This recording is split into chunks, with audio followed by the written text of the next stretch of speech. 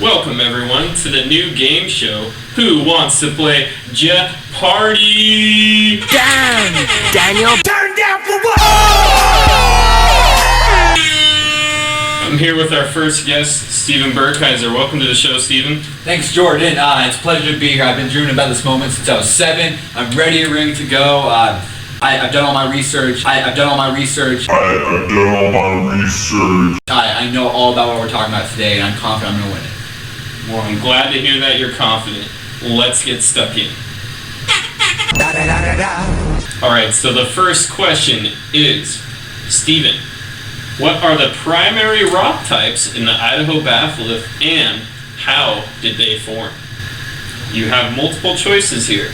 Choice A is shale and silt.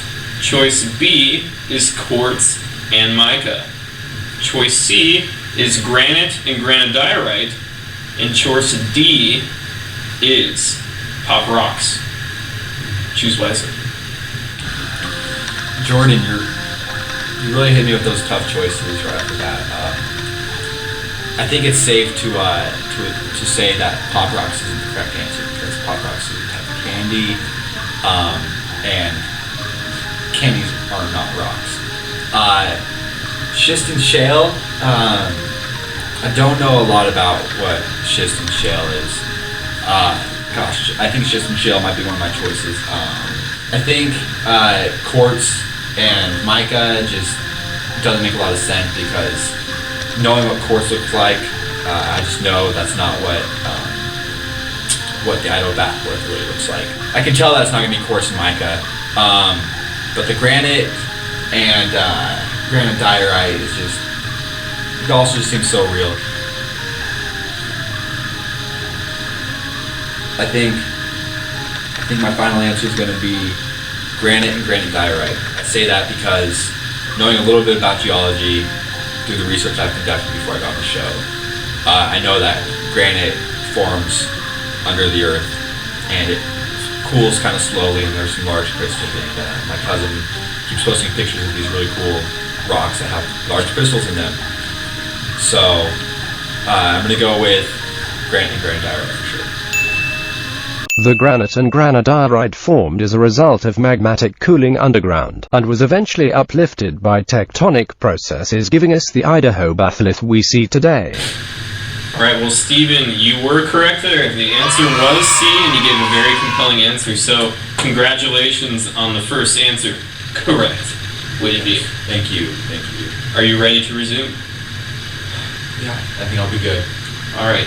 Question 2 is, what are the primary ages of the rocks in the Idaho batholith, and what are those ages based upon?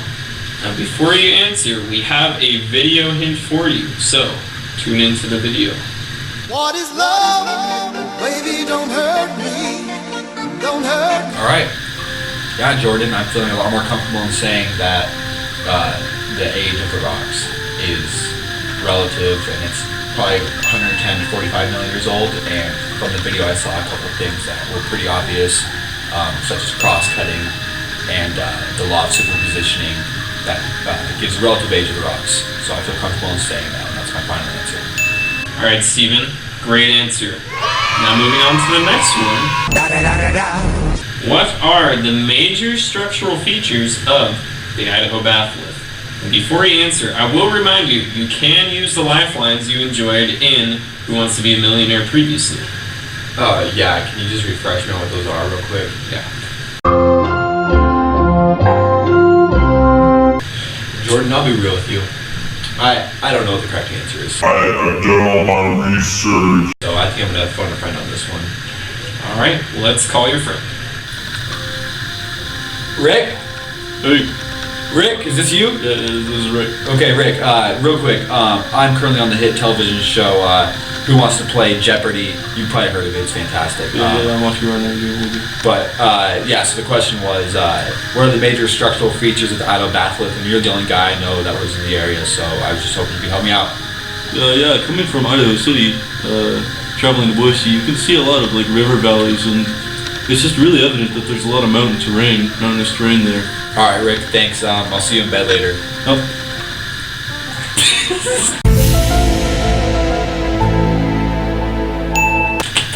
was that about the bed part? I mean, none of that's any of my business.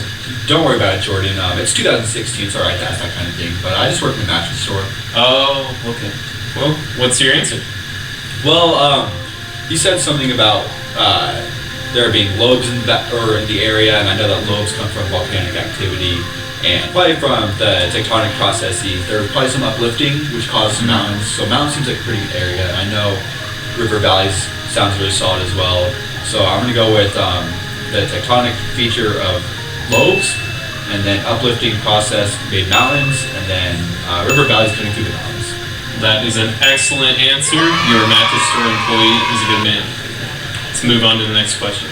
The next question is, what is the general geologic history of the Idaho batholith? You can be somewhat broad or specific, and then the producers will tell me if that was a satisfactory answer or not. So feel free to talk it out amongst yourself. Alright, so just based off of the earlier video that we watched, I know it all began around 110 million years ago, and from what I remember, I think it happened when an extinct plate, now extinct of course, was subducted, which means it went underneath the North American plate, and it began to melt, and just due to like superconduction and everything, and it began to melt the plate, and it began to crystallize into probably what is the granite that we see out there now. And at first, they crystallized separately, but then they formed into one larger body, which makes up the entire central Idaho batholith. And then there's another event of this happening up north in Idaho, which forms kind of another lobe up there. And I know that this probably happened until 70 million years ago, but then due to the tectonic processes I had described in the last question, I think which was uplifting, which created those mountains. I think that's what kind of shaped it into what it is today. All those processes of just subduction and erosion and uplifting. All right, Steven, let me talk to my producer, and we'll see what that answer that was satisfactory. All right, thank you. What do you say? Producer said you had a satisfactory answer. Congratulations. Thank you. Let's move on to the next question. Your next question is, how is the present topography of the Idaho batholith related to its geologic history? And I believe we have a video hint to go along with this as well, so let's tune in to that. No more, baby. So yeah, that video seemed to show a lot of different tectonic activities. So there was a lot of mountains, there was a lot of valleys, and there were a lot of what appeared to be faults. And I think that the faults show that it was an area of a lot of tectonic activity, and that this activity is shown in the history of this area, and that has to do with a lot of the mountain building. And the faults also have to do with some fault valleys, and that could be evidenced by that. So yeah, I guess that the current topographic profile of the area really does relate to the geological history of the continents as well.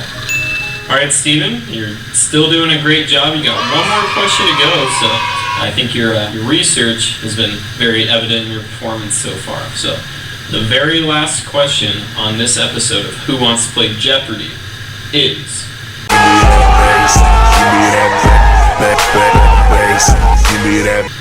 what natural resources and or natural hazards are related to the geology of the Idaho batholith? And keep in mind, you do have the lifeline left of polling the audience if you choose to use that now. I would love to use polling the audience in this one. I feel like this is a tough one to answer. I feel like the audience will know more about this than I do. All right, we're going to do a quick poll of the audience, and your results will be up shortly. All right, so looks like our answers are in.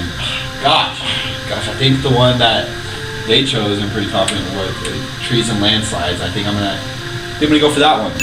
All right, so Steven, you were right in saying trees and landslides. So congratulations on that. I just wanted to ask you really quickly though, how does that relate to the geology of the Idaho batholith? The features of the mountains make it pretty pretty common area for landslides to occur, and anytime there's not a lot of vegetation, even though there are trees in the area, if those trees get removed and weathering occurs, it makes it a very prime target for landslides to occur.